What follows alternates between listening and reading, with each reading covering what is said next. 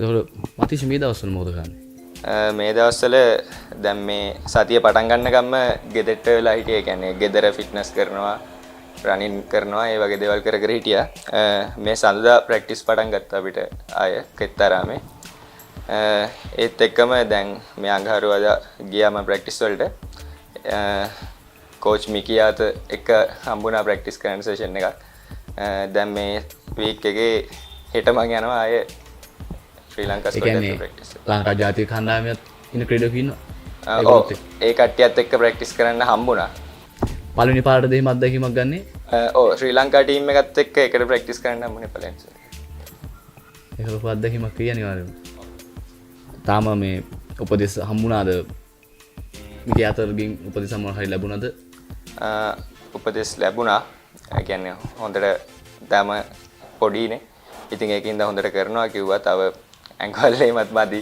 ඒවත් අදාගෙන ඉස්සරහට යන් කියලා කිව්වා. ඒ අනිවාර්යයෙන්ම මේ ජාතික කණ්ඩායමේ මතිෂ් පතිරණ කියන කෙනා අපිට දකින්න පුළුවන් වෙයි කියලා අපි බලාපොරොත්තු වෙයක් අතර කම නැද්ද? බලාපොරොත්තු වෙන මටත් තියෙනවා.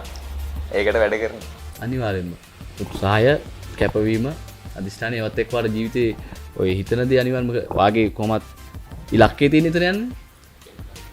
අනිවාර්යයෙන්ම රටට දෙයක් කරන්න, රට වෙනුවෙන් ලොකු දෙයක් කරන්න වාට පුළුවන් වෙයි.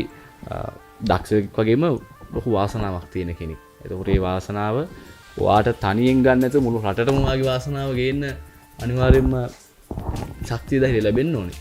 ඒක තමයි අපි ප්‍රාර්ථනා කරන්නේ මේ අනාගතයේ අනිවාර්යයෙන්ම ශ්‍රී ලංකා ජාතික කණ්ඩායමේ ඉන්න ප්‍රබල පන්දියවන්නේ වෙන්න කියලා අපි ප්‍රාර්ථනා කරනවා. අතීතයට අනිවාර්ය වෙයි ගොඩක් දුරට ඒක ගොඩක් පැහැදිලි කාරණාව. මොකද දක්ෂයෙක් ඒ වගේම ලොකු වාසනාවක් තියෙන කෙනෙක්, ඒ වගේ කෙනෙක් අනිවාර්යයෙන්ම ඒ තලයට යන්න ඕනේ. දැන් ඔබ යවන පන්දු යවන ආකාරයේ ලෝකෙම පිළිගත්ත, ලෝකෙම දන්න, ලෝකෙම ආදරය කරන කෙනෙක් ඉන්නවා ලසිත් මාලිංග. ඉතින් තාමත් T20 ක්‍රීඩා කරනවා. ලසිත් මාලිංග කතා කරලා තියෙනවද? එහෙම ලොකුවට කතා කරලා නැහැ. මට එක දවසක් හම්බෙලා තියෙනවා. හම්බෙලා තියෙනවා. එතකොට ලසිත් මාලිංග ඔයාලට අවස්ථාවක් ලබා දෙයිද? ඔයත් එක්ක ලසිත් මාලිංගද ක්‍රීඩා කරන, ලසිත් මාලිංගත් එක්ක ඔයාලට ක්‍රීඩා කරන්න අවස්ථාවක් ලැබෙයිද මේ 2020 වලින් ලසිත් මාලිංග සමුගන්න කලින්? ඒක ඉතින් හරියටම කියන්න බෑ. මොකද අපි හරියට වැඩ කරොත් ඒ තැනට ඉක්මනින් යන්න පුළුවන්. වැඩ කරන එක අඩු වුණොත් එතෙන්ට යන්න පොඩ්ඩක් පරක් වෙන්නේ. එතකොට කොහොමද අනාගතය සැලසුම් කරලා තියෙන්නේ? දැන් මේ දවස්වල මොකද කරන්නේ? මේ දවස්වල මොකක් හරි ක්‍රීඩා සමාජවලට ක්‍රීඩා කරන්නවට ආරාධනා ලැබිලා තියෙනවද? නැත්නම් ක්‍රීඩා කරනවද? නෑ. ක්‍රීඩා සමාජ මොකටද ක්‍රීඩා කරන්නේ? ආරාධනා ලැබිලා තියෙනවද? පොඩි NCC එකේ under 23 එක ගහන්න කලින් අවුරුද්දේ කතා කරා. ඒත් එක්ක අර තාම පොඩි නුවරින්දා ඉස්කෝලෙන් පොඩ්ඩක්. ඒතකොට කොහොමද අනාගතේ මොනවද සැලසුම් කරලා තියෙන්නේ මේ ක්‍රිකට් සම්බන්ධව? අනාගතේ ක්‍රිකට් සම්බන්ධව තාම මොනවත් සැලසුම් කරලා නැහැ. පුළුවන් තරම් කැප වෙලා මහන්සි වෙලා ඉස්සරහට යන්න තමයි බලාපොරොත්තු වෙන්නේ. එතකොට ගෙදරින් කොහොමද හම්බෙන උදව්ව? අම්මා තාත්තගෙන්, අක්කලා දෙන්නගෙන්? ගෙදරින් ඇත්තටම ඔක්කොලාම මට පුළුවන් තරම් සහයෝගය දෙනවා මගේ දෙයට කරන්න. තාත්තත් ගොඩක් ආසාවෙන් ඔව් එයා තාත්තිත් ගොඩක් ආසයි. එතකොට මේ මතිෂ් මල්ලි වගේ පළවෙනි පුහුණු කරු කවුද? මගේ පළවෙනි පුහුණුකරු සම්පද්ද සිල්වා. ඒ කියන්නේ රණවිම රෝයල්. ඔව්. ඉතින් ඉතින් පුහුණුකරුවන් කී දෙනෙක් යටතේ පුහුණු ලැබලා තියෙනවද? පුහුණුකරුවන් ගොඩක් යටතේ පුහුණු ලැබලා තියෙනවා. නම් වශයෙන් කියන්නේ ගොඩක් ඉන්නවා. දැන් කාගේ යටතේද? දැන් ට්‍රිනිටි එකේ කෝච් කරන්නේ කාවින්ද සර්. Head coach.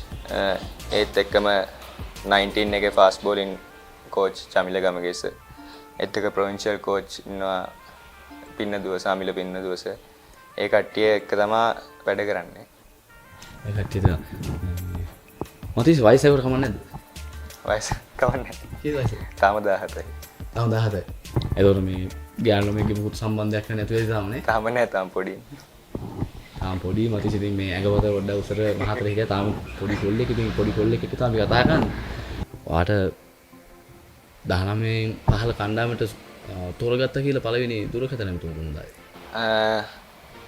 මම අර සර්විසස් මැච් එක ඉවරලා ඇවිල්ලා ඊට පස්සේ දවසේ මම හිතන්නේ ඊට පස්සේ දවසේ මේ මම වොෂ් එක ගත්තා හිටියේ.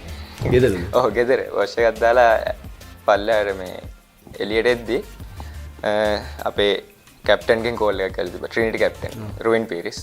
ඊට පස්සේ එයා කිව්වා ඔයාට මේ මහරුෆ්ස් කෝල් එකක් ගන්න කියලා කිව්වා කියලා. ඊට පස්සේ කතා කරාට පස්සේ මගෙන් ඇහුවා ඔයාට මේ මොනවද වීසා අරව මේ પાස්පෝර්ට් එහෙම තියෙනවද කියලා. ඇත්තටම මට තිබුණ නැහැ එතකොට. ඊට පස්සේ ඒව හදාගෙන ඔක්කොම කරගෙන කොළඹට එන්න කිව්වා. කොළඹට ගිහින් ඊට පස්සේ දවසේ ප්‍රැක්ටිස් එක පටන් ගත්තා. එතනින් තමයි මොකද ඉතින්ද? ඇත්තටම හිතා ගන්න බැරි සතුටයි. ගොඩක් සතුටුයි. ගෙදර මිනිස්සුන්ගේ කොහොමද අම්මා තාත්තා තිබ්බ සතුට? දැක්කද ඔය මූණේ hinaව? ඒක ලොකු දෙයක්. මතිෂ ක්‍රිකට් වලට අමතරව මොනවා හරි දක්ෂතාවයක් තියෙනවද? මම ක්‍රිකට් වලට අමතරව බේස්බෝල් ක්‍රීඩා කරලා තියෙනවා. බේස්බෝල්. ඔව්. රන්බිම රොයිල් එකේදී. ඒත් එක්කම හොබි එකට වගේ පියානෝ එකත් ප්ලේ කරනවා. පියානෝ එකක් තියෙනවා. අපි පොඩ්ඩක් ප්ලේ කරලා බලමුද?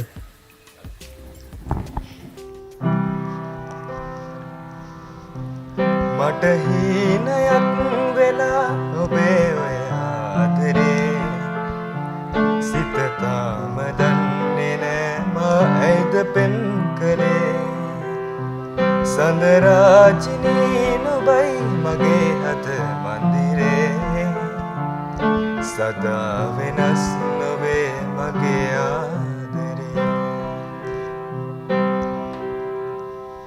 හරි ඉතින් එහෙම යද්දී අපි සූදානම් අපේ ඊළඟ අංගයට යන්න අමාරු දාන ප්‍රශ්න 10 යන්න සූදානම්නේ. අපි බලමු අතිශය පතින්න කොහොමද ඒ ප්‍රශ්න වලට උත්තර දෙන්නේ කියලා.